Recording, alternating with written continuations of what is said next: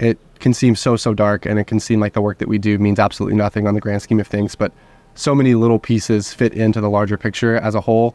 And even if you think one thing you're doing isn't helping someone, it more than likely is.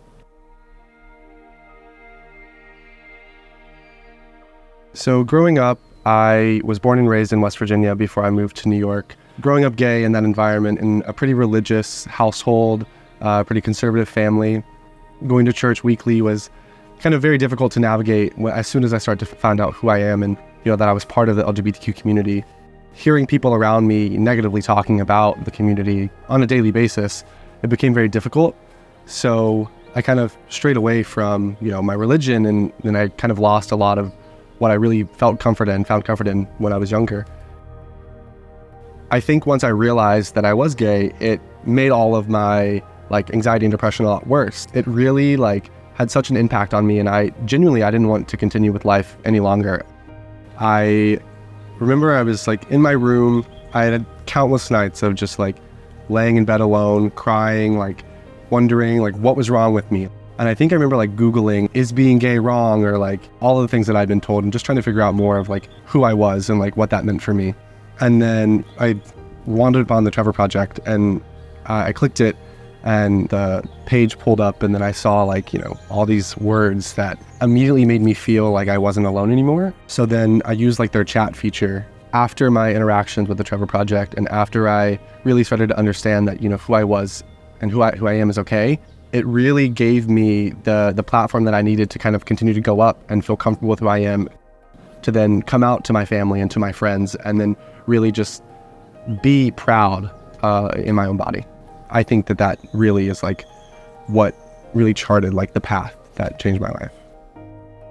I think the one person that always created change for me, or just any environment that I was in, was my mom.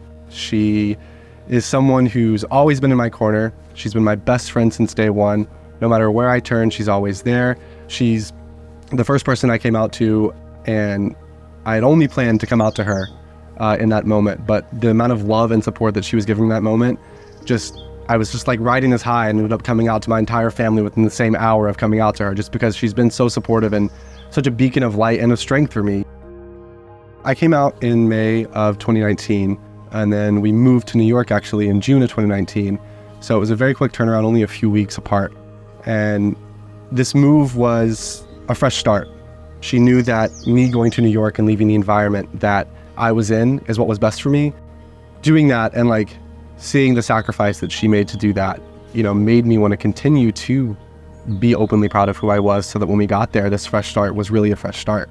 Going to school on the first day and not hiding that I was gay, and if someone asked me, I wasn't afraid to say yes.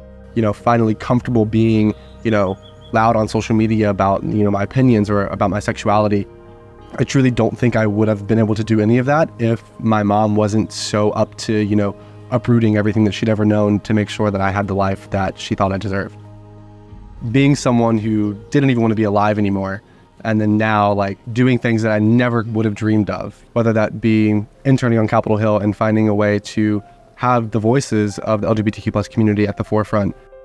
I think what really sparked me into the organizing and advocacy and political space in general was when I was in high school. I was chosen to be part of what's called a community newsletter that goes out to our entire community.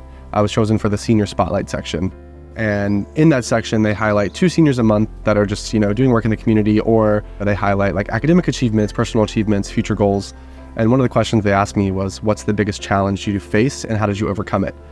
I recounted my times growing up in West Virginia, growing up gay, coming out, navigating through all of those negative, self worth ideas that I had, and then the bullying that I dealt with in schools. And they actually told me that I couldn't say that I was gay in my response.